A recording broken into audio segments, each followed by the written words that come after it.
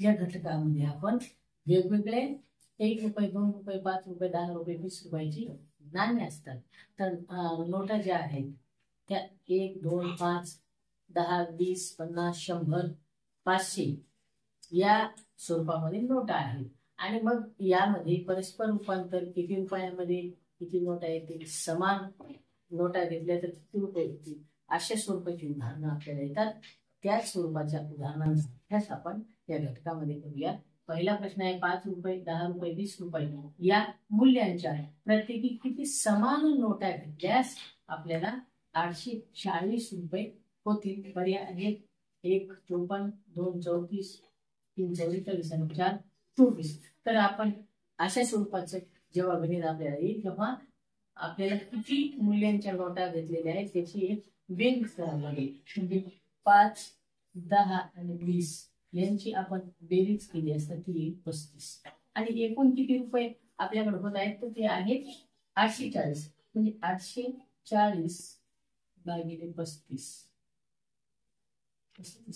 35 2 70 14 140 35 140 म्हणजे 24 नोटा. प्रत्येकाच्या 24 नोटा या ठिकाणी होतील आणि त्यांची बेरीज 840 येईल. आपण या ठिकाणी पाहू की 24 गुणिले 5 24 5 120 24 10 240 24 2 48. तर 0 88 4 4 6 1 6 1 8 म्हणजे अशा पद्धतीनं 840 रुपये मिळाले. म्हणून पर्याय क्रमांक 4 मधलं जे उत्तर आहे की प्रत्येकी आपल्याला 24 नोटा घ्याव्या लागतात.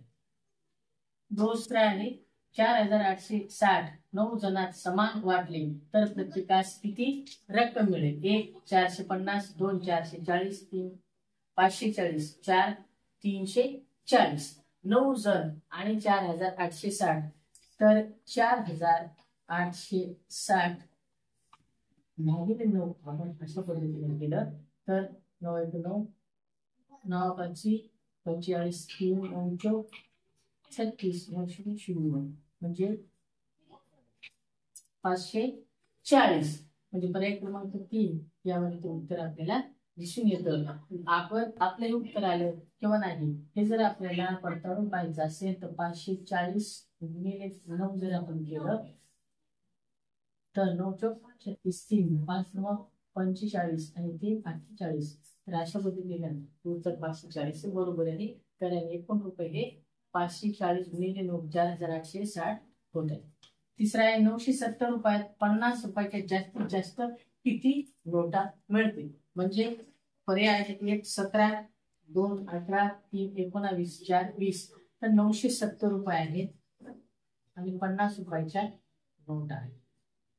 0 0 आपण कमी केला.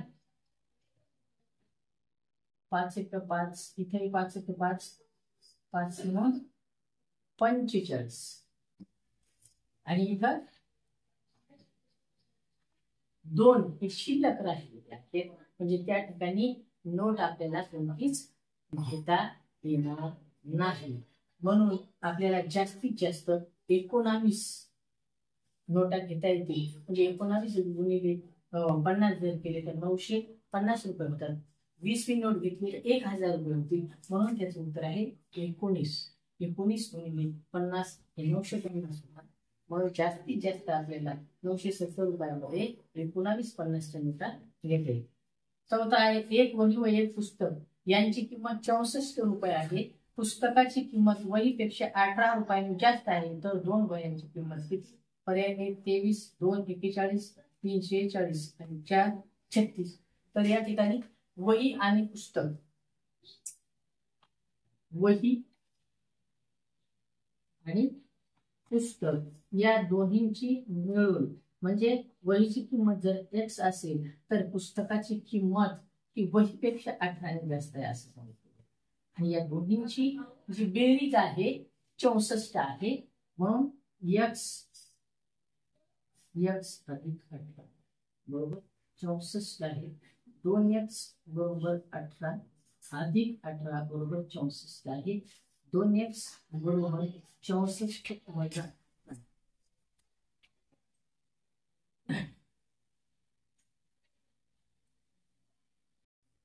तर 2x बरोबर इथं 46 येत आहे, म्हणजे 2x बरोबर 46, x बरोबर 46 भागिले 2 म्हणजे x बरोबर 23. 23 म्हणजे वहीची किंमत या ठिकाणी 23 रुपये. वही जी आहे ती 23 आणि 23 आणि 18 यांची आपण जर बेरीज केली तर ती येत आहे 23 आणि 18 ही राहिली 41. आणि या दोन्हीची 41 आणि 23 यांची जर बेरीज केली तर ती 64 रुपये आपल्याला येताना दिसून येते. आता इथे आपल्याला विचारले दोन वह्याची किंमत. एका वहीची किंमत आहे 23 रुपये, तर दोन वह्याची किंमत 23 गुणिले 2 46. किंवा आपण या ठिकाणी 2x एका 2x x बरोबर होईल एक वही, तर 2x बरोबर 46 म्हणून आपण ते सोडवले, त्याला सोपं स्वरूप दिले, तर त्यावेळेस त्याचे उत्तर हे 46 येते. म्हणजे एका वहीची किंमत 23, दोन वहीची किंमत 46 येत आहे. तर अशा पद्धतीनं आज आपण नाणी व नोटा या घटक अभ्यासला. या घटकामध्ये नाणी व नोटा या घटकावर आधारित वेगवेगळे 9 प्रश्न याविषयी माहिती घेतली. धन्यवाद.